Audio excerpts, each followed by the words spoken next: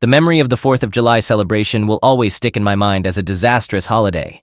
We guys are often taught to endure mistreatment, love without conditions, and take the high road when things go awry in our relationships with women. But this incident crossed a line for me. It shattered something within me because I truly loved my wife. I cried. There have only been a few instances in my life that brought tears to my eyes, mostly related to loss, but this pain was different. Let's dive into the story, although I apologize if I don't follow the usual narrative structure. This is more of a therapeutic outlet for me, and healing takes time. I've been married to my wife for 4 years now. We're still relatively new to marriage, but we dated for 2 years before tying the knot. Our relationship appeared strong with no signs of trouble. Our love was genuine, and we'd built a foundation of trust during our courtship. I'm 30 years old, and she's 26. The incident that brought my wife's cheating to light occurred on July 4th during a party organized by my wife's friend. Let me give you a bit of context before delving into the incident itself. About a week before July 4th, my wife had mentioned that her close friend wanted us to join her July 4th celebration. We usually have a reliable babysitter for our 3-year-old, and we usually inform the sitter in advance about our babysitting needs. Leading up to this specific 4th of July event, my wife informed me that she had contacted the babysitter, who mentioned her schedule would be packed and she couldn't make it. I was a bit disappointed because spending time with my wife had become rarer since we had our baby. My wife expressed her strong desire to attend the event and suggested that I stay home with our child while she goes to her friend's party. I wanted her to have fun, so I agreed and said I'd take care of our child at home. Now here's the twist. My wife knew I wasn't exactly a big fan of her friend. Her friend is still single, and while my wife is 26 years old, her friend is 3 years younger and a bit more carefree.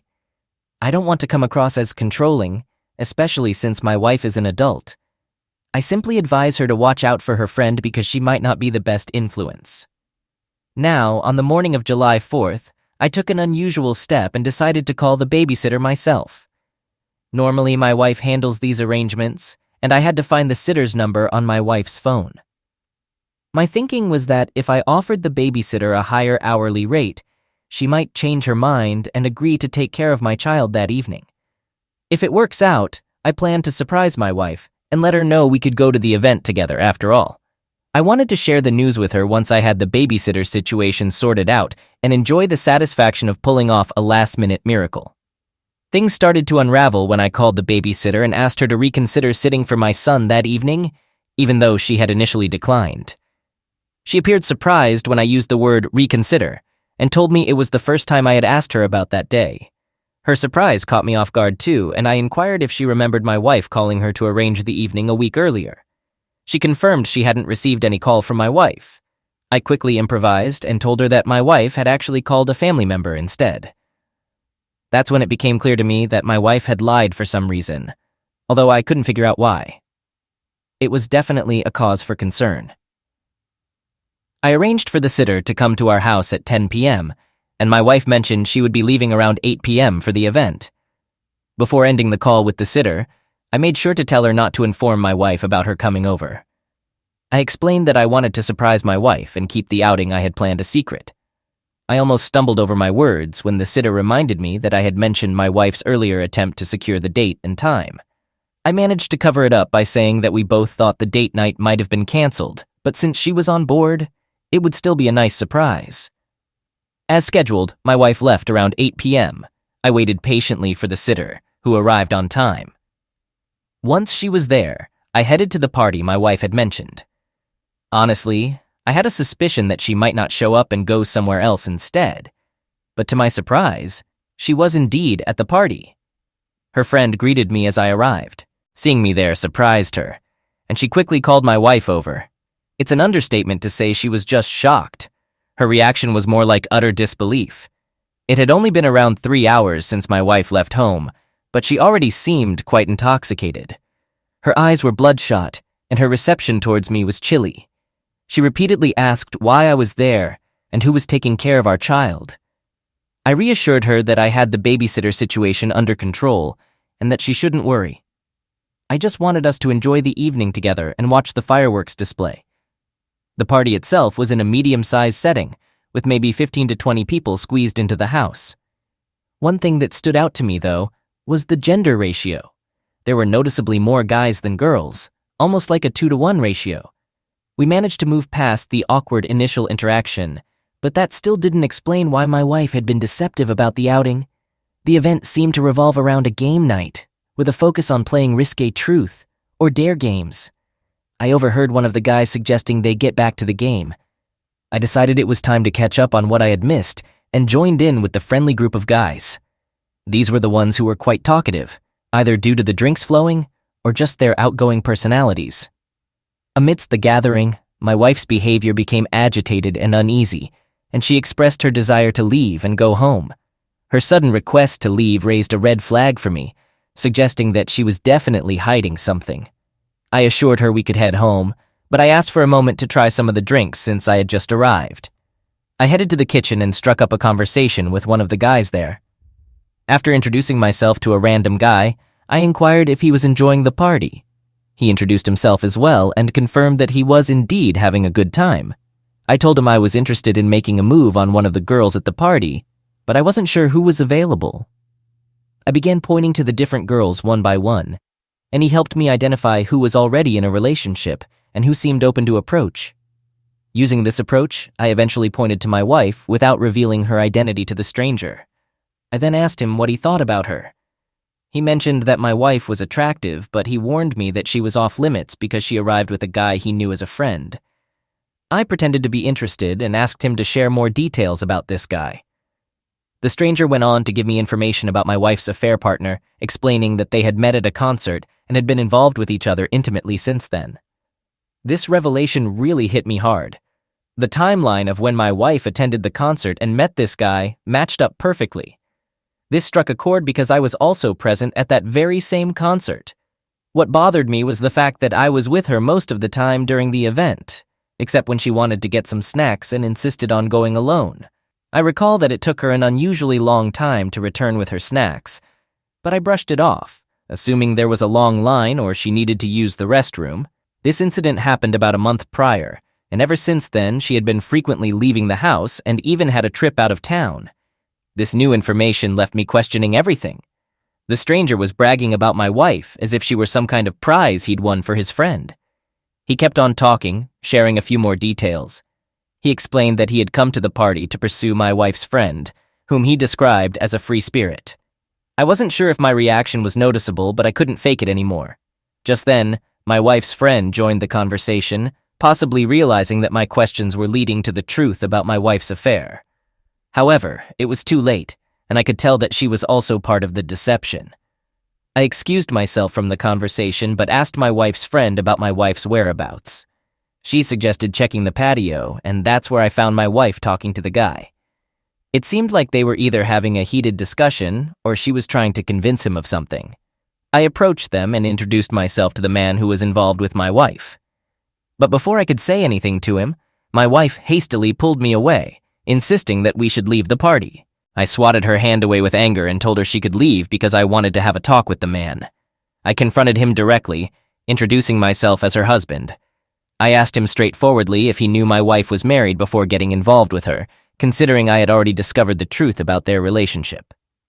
I have a somewhat imposing presence that I use to my advantage in confrontations. Honestly, I wasn't looking to fight him if he genuinely didn't know she was married. My little show of subtle aggression was meant to let my wife know that I had uncovered her infidelity and to unsettle the guy a bit. I repeated my question to him, making it clear that I didn't want to ruin the party by starting a brawl, but I needed to know if he was aware of my wife's marital status before getting involved with her. My wife was getting anxious and tried to hold me back while apologizing. The guy, seeing the bottle in my hand and realizing he was cornered on the patio with no support, fell for my act and started apologizing as well. He mentioned that he didn't intend to cause any trouble and that he had only started talking to my wife without knowing she was married. I inquired about the number of times they had been together, and he gave a response. I simply wished him a good night and walked away. I hopped in my car and drove back home. I told my wife that I wanted a divorce. I checked into a hotel where I'm writing down my story as a form of self-therapy. I'm feeling lost about what steps to take. This is my first experience with divorce, and I'm completely unfamiliar with co-parenting since I didn't grow up in a household like that, What I do know is that I can't bear the thought of seeing that woman, and this incident is making me physically sick. I'll probably provide updates on what my next moves will be, but for now, I'm truly uncertain. Story 2. My wife was 35 years old, and I was 36 when she got wind of an upcoming high school reunion. We lined up a babysitter for the night and were genuinely looking forward to it.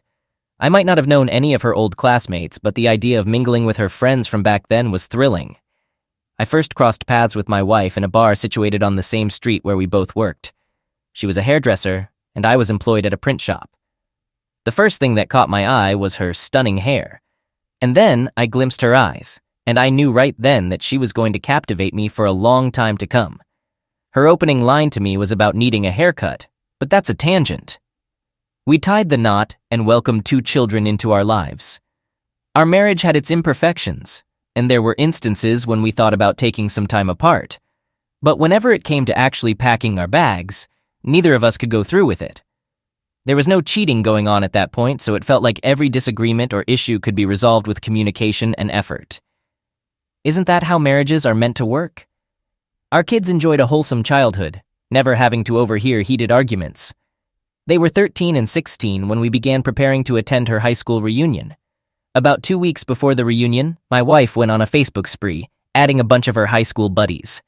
Among them were a few guys, although most of them were also married. I didn't suspect anything fishy until the sound of constant dings filled the air. Throughout our time at home together, her phone was constantly chiming. I swear I even heard it while I was in the shower or on the toilet. It went off while she was cooking dinner and even when we were saying goodnight to the kids. The excessive notifications were becoming a bit too conspicuous, and she knew it. So I finally mustered up the courage to ask her who was texting her so incessantly. Her response? It was just old high school friends catching up. Fair enough. She switched her phone to vibrate mode and suddenly the messages seemed to stop. But one night after she had fallen asleep, I heard that faint buzzing sound again. I stared at the ceiling for a good half hour before I caved in. What I read in those messages was unsettling. It was a back and forth between her and one of the guys who would be at the reunion. In one message, she mentioned how excited she was to see him again, and how wonderful it would be. In another, she questioned whether he had changed over the years compared to when they were young. He replied that, unfortunately, he could only have that kind of fun with her. She responded by saying they might have some fun at the reunion or afterward. He then pointed out that it seemed like she wanted to keep seeing him even after the reunion, and she didn't deny it. Well, I decided to have a serious talk with her about it, and she was quick to offer a heartfelt apology. She explained that he seemed lonely and in need of friends. I wasn't having any of it, though, and I made it clear that this wasn't an excuse for their discussions about having fun or continuing their interactions after the reunion. I went further and inquired about whether they had ever been physically intimate in the past, to which she denied. She didn't appear to be lying back then, but now that I know what I do, I'd say she was definitely not telling the truth. She asked if we could still attend the reunion, and I cautiously agreed, thinking that she hadn't entirely broken my trust at that point. I figured I'd be there to keep a close eye on everything. Little did I realize, she kept on conversing with that man, perhaps even more than before. She made sure to get her hair and nails done before the big night out. During that eventful night, the man took a few minutes to muster the courage to reintroduce himself to my wife, all while I stood by her side. The vibe I got from him was uneasy, like he could hardly look me in the eyes, and I could tell he was desperate to reconnect with my wife. She returned his gaze, but there was an added layer of care about me. She introduced me in a friendly manner, but he wasn't fazed. He managed to position himself close enough to keep the conversation going with her. Throughout the evening, everyone was indulging in drinks except for me. By the time I needed to use the bathroom, my wife was visibly drunk. I let her know I'd be back in a jiffy, but when I returned, both she and he were nowhere to be found. I looked around and asked one of the women from the reunion where they had gone.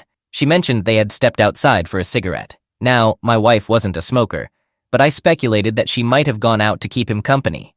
I stepped outside, scanning the area, but they were nowhere in sight. I even checked the interiors of all the cars in the parking lot. When I called her cell phone, she didn't pick up. I was both baffled and frustrated. I waited around for 45 minutes until I finally received a text message from her. It said she had gone along with the man to the nearby gas station, but since they were close to our house, he planned to drop her off there. I knew she was feeding me a load of crap. I got home about 30 minutes later to find that the babysitter had left, and our kids were sound asleep. My wife was on the couch, in just her underwear, also asleep. I woke her up right away and demanded an explanation. She seemed really out of it, but deep down, a part of me suspected she might be pretending. She mumbled something incomprehensible, attempting to explain that he had offered her a ride home because he wanted to talk about his own troubles. It was impossible to get any coherent information from her in that state, so I decided to wait until the morning to try and make sense of things. Before my wife woke up, our teenagers filled me in on their evening with the babysitter. I could barely concentrate, but it was a relief that they were already asleep when she got home, so they didn't witness anything unusual. Once my wife was awake, I wasted no time and questioned her about the events. She griped about her fuzzy memory and expressed strong regret for leaving me there and for getting so intoxicated. Really sorry. After a few hours, she had an emotional breakdown and confessed that she had remembered what actually transpired. It seemed like she somehow sensed that I would discover the truth. She disclosed that he had asked her to step outside and talk, and she agreed. He suggested they get into his car because it was chilly, and she didn't perceive any harm in that. Then she revealed that he had coerced her into kissing and having closeness. Tears streamed down her face, though I suspected it was more due to being caught. I insisted on checking her phone, and she hesitated and tried to make excuses. I snatched the phone from her and retreated to the bathroom to examine it, and guess what? She had found the time to message the man and admit that their actions were a mistake. But even before that, messages from days before the reunion showed they had plotted to sneak away at some point, engage in physical activity, and even contemplated the possibility of her spending the night at his place. This was the final straw.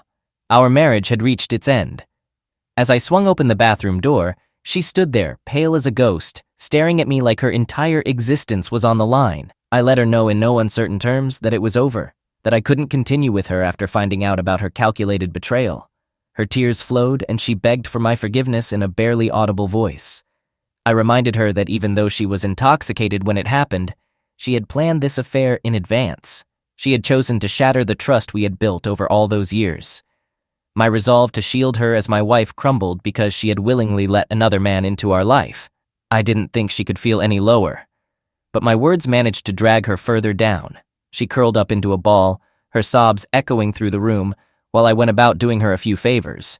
I arranged for the kids to spend the night at their friend's place, hoping to shield them from the traumatic events. I collected as many of my wife's belongings as I could, neatly packing them away. I called her parents and explained the situation, suggesting they come and take their daughter back home. And they did just that. Despite her resistance or inability, I helped her into their car, along with her belongings. Her parents attempted to apologize and engage in conversation, but I barely acknowledged them, offering nothing more than a greeting and farewell. My wife made a few attempts to step out of the car, but they warned her that if she didn't leave with them right then, they wouldn't provide her a place to stay until she found an alternative arrangement. The weight of their words sent her into a daze. She understood that her life as she knew it had come crashing down. She remained motionless, resembling a statue, as they drove her away. During the divorce and custody hearings, she kept her tears as quiet as she could. Our teenagers opted to live with me, staying in the same house and going to the same school. To her credit, she owned up to her mistakes and tried her best to co-parent with me. Now that several years have gone by, we're at a point where we can at least be friendly. I'm grateful every day that I didn't force myself to stay with her and attempt to mend things. It could have been a lot more painful for me, and probably easier for her. She made her choices, and I willingly followed a different path. She struggled with it at every step, but perhaps that's what she deserved. Despite moving out multiple times, she's still living with her parents, unable to find stability since this all unfolded. I, on the other hand, got remarried about a year ago, and my new wife is remarkable and trustworthy so far.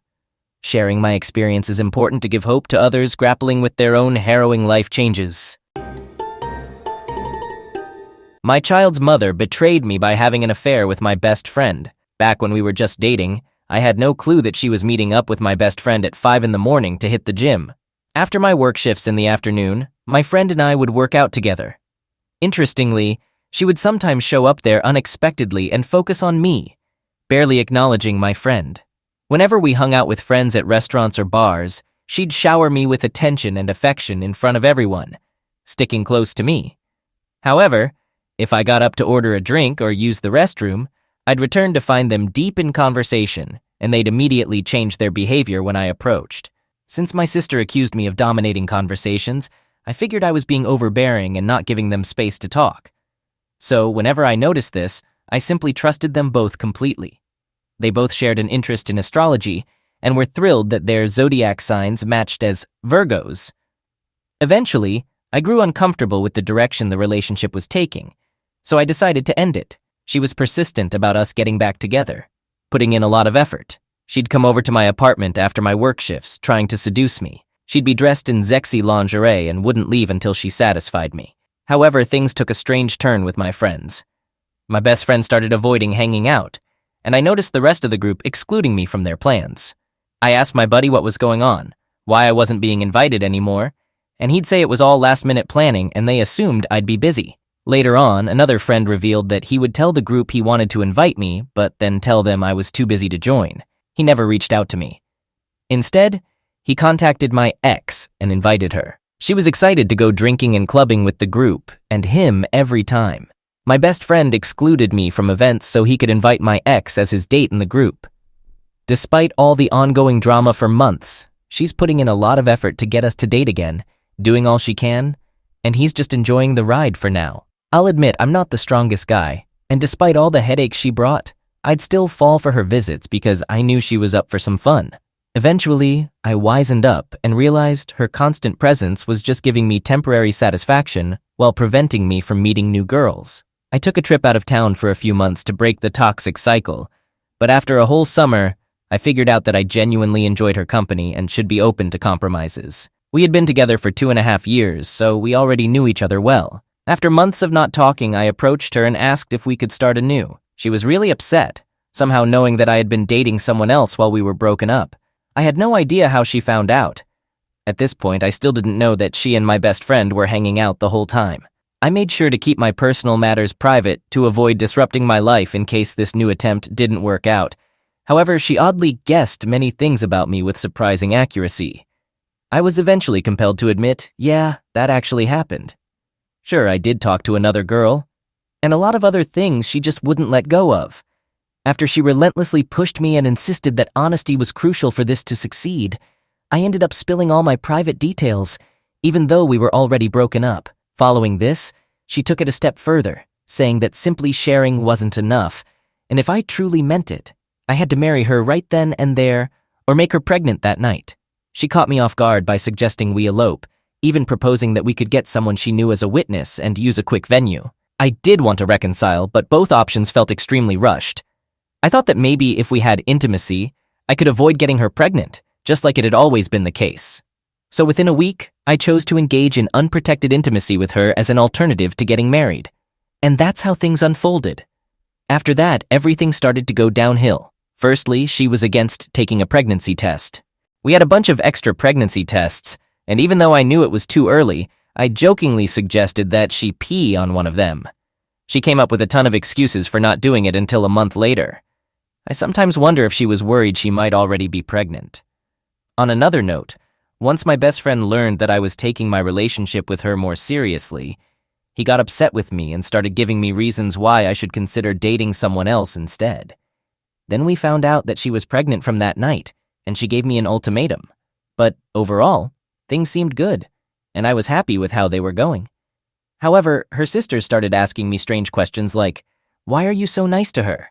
And "Why are you still with her?" Her family seemed surprised that I was continuing to date her. That's when I started noticing red flags.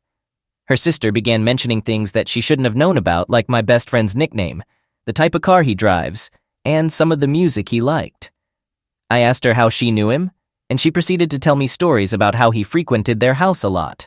She described a time when they walked in on him licking her chest, and how she and my girlfriend stayed up late discussing how my best friend was so desperate to be with my girl that he even performed BJ on her to persuade her to have intimacy.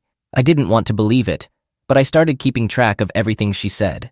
I observed things for months, and slowly everything started becoming clear. Learning about all this made me feel depressed, and I ended up drinking more than usual during her pregnancy. I hadn't confronted her about it yet, but it seemed like she could sense that something was about to blow up. I began asking vague questions and watched her squirm as she told lies. Then I'd witness one lie leading to another lie, trying to cover up the truth. She'd keep lying to me as if I had no clue. She'd look me right in the eyes and lie convincingly. My so-called best friend, who used to be quiet around me, couldn't even muster an apology when I confronted him. He just stayed silent, avoiding my gaze. As it turned out, he was the one feeding her information about my personal life that I had shared with him in confidence, all in an attempt to make her dislike me. The two people I trusted the most betrayed me, and the worst part is, they both teamed up against me. Now I'm stuck dealing with this overly apologetic woman who's raising my child. I'm also stuck with this lingering trauma that's made me reluctant to form new friendships or spend quality time with anyone because I fear getting hurt again by building connections. It's hard to trust people these days. I think the trauma has affected both of us. Because she cheated and lied to me repeatedly, it seems like she assumes I'm doing the same. Despite enduring all the pain and difficulties, I've remained completely faithful. Yet I'm the one constantly on the defensive, facing groundless accusations. It seems like every other day, a new insecurity arises, and our arguments escalate to yelling, cursing, and slamming doors. My patience with her insecurities is wearing thin, and I've even reached a breaking point where I've cried, punched a wall, and injured my hand. I've never been aggressive before. I was shocked at how I lost control. I love my son deeply, and I can see that he's happiest when he sees his mom and me getting along. He's perceptive and knows when things are going well between us. Capito. There are days when I try to avoid unnecessary fights with her by going for a drive, but when I return, the baby seems upset and only wants his mom. It feels like if we split up, it'll definitely affect him. However, if we stay and keep arguing all the time, we'll just set a bad example for him. It's painful, even though I hate admitting it. She really pushed me to come clean before we decided to have a baby, but she never opened up herself. She never confessed that she was sneaking around with my best friend behind my back. And when I confronted her about it, she says, "I loved you so much that I did what I thought was necessary to keep us together. Sorry for loving you too much." Now she's saying we need to stay together for the sake of the baby, and that it's also the best choice for us. Sometimes it feels like I might have a heart attack from the dramatic and pointless arguments we have. It's kind of laughable, really. I'm trying my best to provide her with a good life, working and paying for everything while she stays home. But it doesn't bring me any satisfaction. It's like I'm doing this to prevent her and the baby from being hurt. That's when I start wondering why people resort to cheating. Feeling trapped with no way out, yet unable to stay in.